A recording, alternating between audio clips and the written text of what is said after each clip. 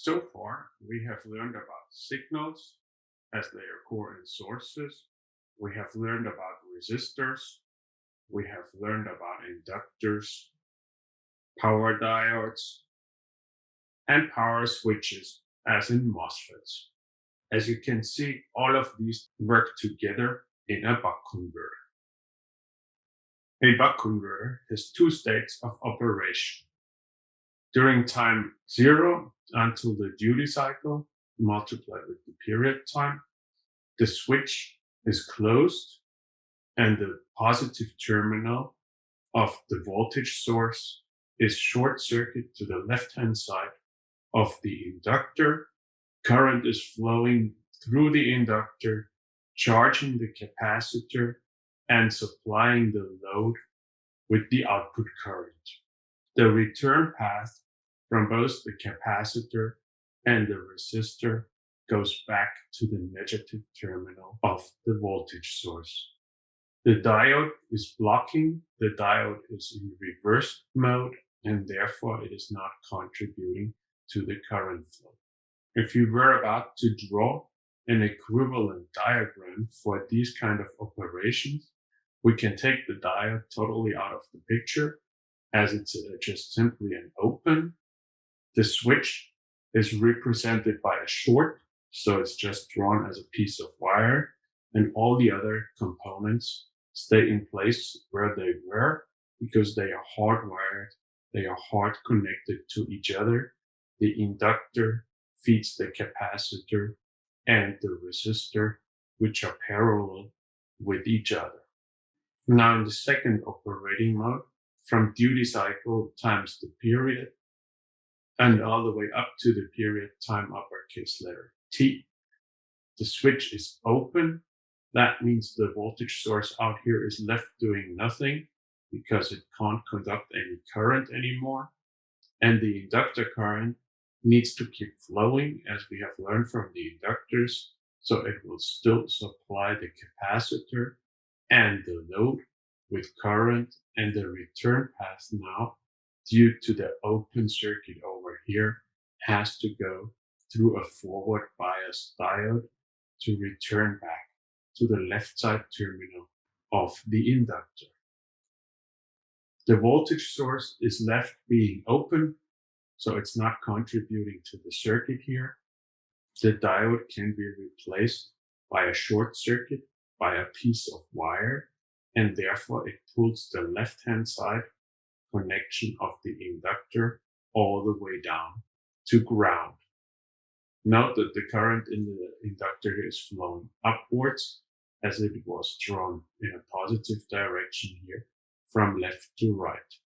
Again, the capacitor stays in place where it was before, and so does the resistor, in parallel to each other. But now we end up with a circuit diagram where the inductor, the capacitor, and the resistor are all in parallel. Now, for further analysis of the operation of a buck converter, we need to make an assumption. And all of these assumptions on this slide here are basically the same. They are just different words of saying the same thing. We assume that the converter is in steady state operation. That means we didn't just recently turn it on, or we just started the turn off process.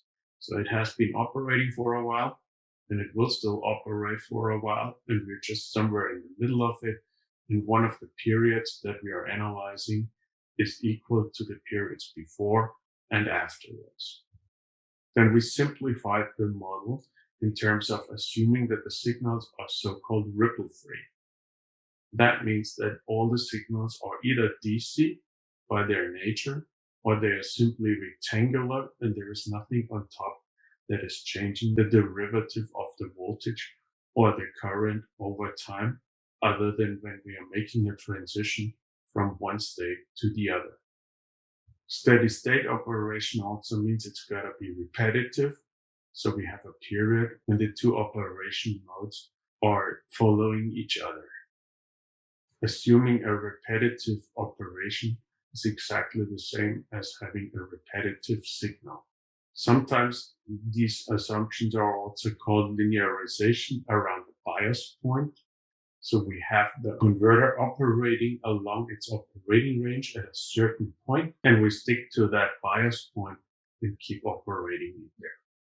The assumptions that all signals are either DC or rectangular is the exact same as a more mathematical description, where you would say that all the time derivatives are zero, again, not during the time of the transitions from one period to the other, then they are actually infinite, but otherwise all the time derivatives of the signals are zero. And with these assumptions, we can start analyzing the average values of the occurring signals in the buck converter. Now, taking these assumptions into account, we can have a look at the operation during both operation modes. This one often being called the switch being closed, and that one being called the switch being open.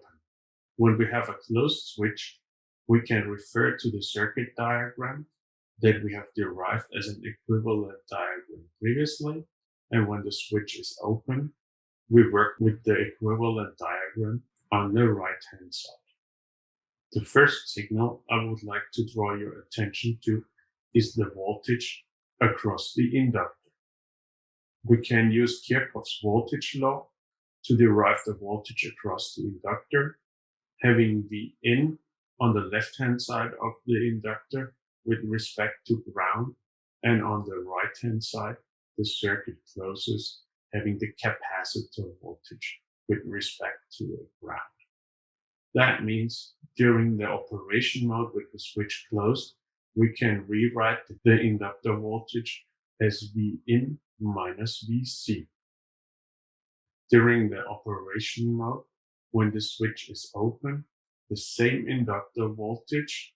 Note that I'm drawing the arrow upwards now because we put the left-hand side connection of the inductor down to ground and shorted it there. So that voltage is now antiparallel to the capacitor voltage, and that means that the inductor voltage is equal to minus the capacitor voltage. The other variable of interest is the capacitor current. We can derive the capacitor current in the operation mode with a closed switch from Kirchhoff's current law, noting that the inductor current is flowing into the node and the output current is flowing out of the node, whereas the capacitor current is flowing down to ground. Noting all the currents flowing into that node on the left-hand side of an equation and all the currents flowing out of the node on the right-hand side of the equation, and solving it for the capacitor current, we get the inductor current minus the output current during the state of operation. Finally, during the operation mode, when the switch is open, the inductor current is still flowing into the positive node of the capacitor current. The output current is again flowing out of that node. So is the capacitor current. And we end up with the exact same scenario as we had when the switch was closed, and therefore with the same equation for the capacitor current being the inductor current minus the output current. Note, to derive the operation of the buck converter, we are mainly interested in the components which are able to store energy, and that are the inductor and the capacitor. Now, remembering that the average voltage across an inductor during a period has to be zero, we can derive the average voltage across that inductor and normalize it to the period time t. Deriving the inductor voltage means integrating over the voltage curve along the time, taking the assumption into account that the voltages and the currents are either DC or rectangular. We can simply take the height of the inductor voltage and multiply it with the occurring time. For the left-hand side, during the closed switch time, This results in these two parameters. And for the right-hand side, we have the rest of the period, 1 minus d times the operation period, and we multiply it with minus Vc, where Vc shows up here, and the minus is out there. Now, to derive the real average voltage, we would also need to divide it by the period time t, but I've already eliminated that one because we anyways have to equal it to 0, and just multiplying the division with the uppercase letter T on the left-hand side over to the right-hand side, it goes out of the equation. The same is true for the multiplication of the uppercase letter T as it occurs in both terms. Furthermore, the multiplication of minus D with this minus and Vc on the right-hand side here cancels out with the multiplication of minus Vc with the duty cycle over here, because we get actually plus the duty cycle times Vc, and we add it up with the minus duty cycle times Vc from the first term. That means that the only remaining part from the left-hand side is duty cycle times Vin of that equation, and on the right-hand side, the minus 1 times V capacitance stays, and the rest of that equation is still equal to 0. Now, knowing that the DC current through another capacitor also has to be 0, we can weight the first part of that current with the time during the switch is closed, and the right-hand side of that current during the time when the switch is open, expressed by the 1 minus t times the period. Again, we would need to average this equation over the period time t, but if you multiply it over on the right-hand side, 0 times t, the t goes away. We can also simplify this equation here, and we can see that the minus d times the rest of the multiplier back here goes out with the first term, and the only thing that stays is the term in the parentheses, which is the inductor current minus the output current.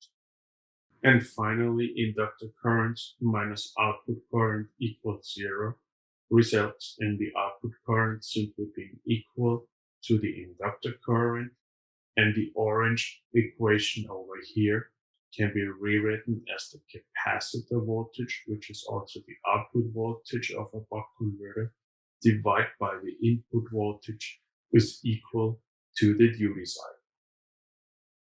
Now, this is the very defining equation for a buck converter. Now, to derive one more parameter of the buck converter, we can assume that the buck converter is 100% efficient. That means that the input power is equal to the output power that we later on in the equation just simply use a P for. As we are speaking about a DC-DC converter here, so we have a DC input voltage, we have a DC input current, and that means we can derive the input current by dividing the power with the input voltage, and we can do exactly the same operation for the output side, having the same power at the output, dividing it with the output voltage gives the output current. Therefore, for a 100% efficient converter, the input current divided by the output current is equal to the output voltage divided by the input voltage, which we've seen from the last slide is equal to the duty cycle. Rearranging this upper equation, we can rewrite the input current as duty cycle times the output current. And from the last slide, we know that the output current is equal to the inductor current. Therefore, we can also express the input current as the multiplication of the duty cycle and the inductor current. So far, we have assumed that all the signals are either DC or have a fixed state and their derivative is 0.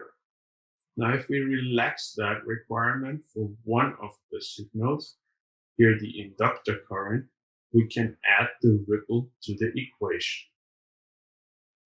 Still taking into account that Kirchhoff's voltage law is still valid, even if we drop that assumption, we end up having the same voltage across the inductor, but now it turns into an integral of the inductor voltage over a time t, and by Ohm's law, we divide with the inductance L. Still assuming the linearity of that integral, it can be simplified into a simple division of the input voltage by the inductance, and the time is a multiplication in front of that fraction. From the integral, we also get the offset current of the inductor at the time 0. Now, if we further relax the requirements on the signals to be steady state, we can take that inductor current and put it into the equations derived from Kirchhoff's current law for the capacitor voltage. We can split that inductor current up into a DC part and an AC part, and further redefine the capacitor voltage as an AC part plus an offset. Now that AC part ends up to be a double integral, where one of the integrals is coming from the inductor current and the other one is coming from the capacitor voltage.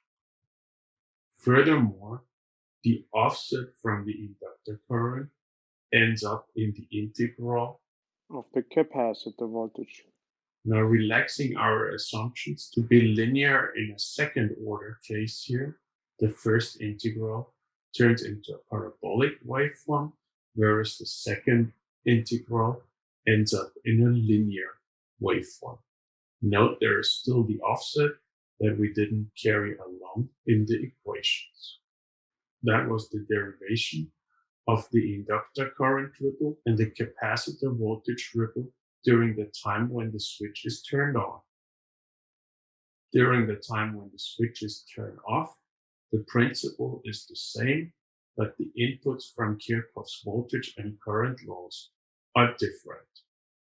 Remembering that the inductor was antiparallel to the output capacitor being pulled down by the diode to ground, we end up having minus the capacitor voltage across the inductor. And as this equation is an input to the capacitor voltage ripple, but everything else during the off state of the switch stays the same, the resulting AC part of capacitor voltage is shown in the last equation. The process to get there is the exact same, so I'm leaving it out here, and the result is very similar. It's a parabolic waveform along the time, summed up with a linear contribution over time. Now, taking all of these equations into account, we first can draw the steady state, the operating point, the DC values of the signals, where the output voltage, the capacitor voltage, ended up being the duty cycle times the input voltage, and the output current being equal to the inductor current, which we are plotting here on the y-axis, together with the output voltage, which is equal to the capacitor voltage. As we know that the duty cycle can only be in the area between 0 and 100%, we know that the output voltage can never be higher than the input voltage. That means that the factor in front of the first parabolic waveform has to be positive, and the parabolic waveform has its opening towards the top, whereas the output voltage of the buck converter always would be positive, and together with that minus during the off state, we get the opening of the parabolic waveform towards the bottom. The derivative of the linear inductor waveforms are simply represented by Ohm's law across the inductor. When the switch is on, we have the input voltage minus the capacitor voltage across the inductor Equally, for the off state of the switch, the time derivative of the inductor is minus the capacitor voltage divided by the inductance, which again is Ohm's law, across the inductor. These equations are going to be very handy later on to calculate various states of operation in the buck converter.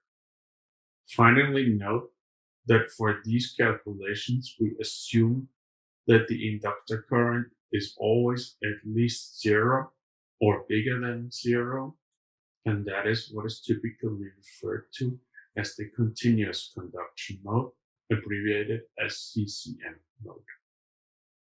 Now, whereas in continuous conduction mode, the inductor current is always above 0, the boundary conduction mode means that the inductor current starts exactly at 0, and at the end of the period, it returns back to 0.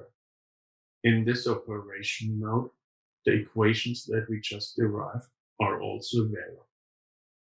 Sometimes the boundary conduction mode is also called the critical conduction mode, and some people even abbreviate it as CCM, which can be confusing with the continuous conduction mode. And then there is the discontinuous conduction mode. That means that the inductor current already reaches 0 before the end of the period and stays approximately 0 for the rest of the time in between. During this period, the equations that we just derived are no longer valid, and we will have a look later in the course how the buck converter operates in this case. Now, as the buck converter is one of the most well-known converters, especially for point of load operation. Point of load means that it's supplying the final voltage for a microprocessor, for a graphical processing unit, or for a computational processing unit, a GPU or a CPU in a computer. The buck converter is rather relevant in modern electronics. Therefore, there are a number of exercises for you to calculate. The first one is just a warm-up with an input voltage of a buck converter with 30 volts, and it is supposed to deliver 10 amps at the output. Again, the inductor current here can be assumed to be constant, so we're just following the assumptions that we previously made for deriving the equations. The first question is what output voltage we get from that converter when it's operating at a duty cycle of 0.175. And then there is the question for you to sketch the current in the active power semiconductors. So that's the MOSFET and the diode. Now, so far, we have assumed the inductor and the MOSFET and the diode to be ideal, as we have modeled them as ideal components. Now, replacing the diode with a simple model that we have derived earlier in the course to model the conduction losses, the IV characteristics of the diode can look like this. So how big are the conduction losses in this converter for this IV characteristic of the diode? And further on, as a more realistic representation of a real MOSFET, how big are the conduction losses in that MOSFET with a nonlinear RDS(on) versus junction temperature, which can be derived from this diagram. If we now assume that the total losses in the MOSFET, so also including the switching losses, is 9.3 watts, we can use this number to start dimensioning the cooling for the buck converter. Now, taking into account that the customer wants to operate the power converter all the way up to 40 degrees Celsius ambient temperature, and the maximum junction temperature the MOSFETs can take is 100 degrees Celsius, and using a 3 Kelvin per watt thermal inner resistance of the MOSFET, which would be very typical for a TO220 package, what heatsink do we need to buy? What is the required thermal resistance from the case of the MOSFET to the surrounding ambient temperature? Now, mounting both the MOSFET and the diode on a common heatsink for the same conditions as we just had above, what is the maximum thermal resistance of that heatsink if we also have to pass the power losses of the diode through it? And then we have another buck converter, which is operating at 100 kilohertz and has an input voltage of 5 volts.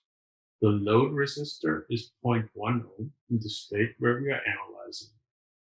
This is very equal scenario to the linear regulator that we have calculated the losses for previously. The first question is therefore more a qualitative kind of question, and it can be directly compared to the losses that we have derived from the linear regulator earlier in the course. The second question is asking for the duty cycle the converter has to operate with to get an output voltage of 1.5 volts. Now, assuming that the input voltage is rising for some reason and the duty cycle gets adjusted to 25%, what would be the peak of the input current then? Again, assuming a very simplified and linearized converter. Further on, what is the average of this current?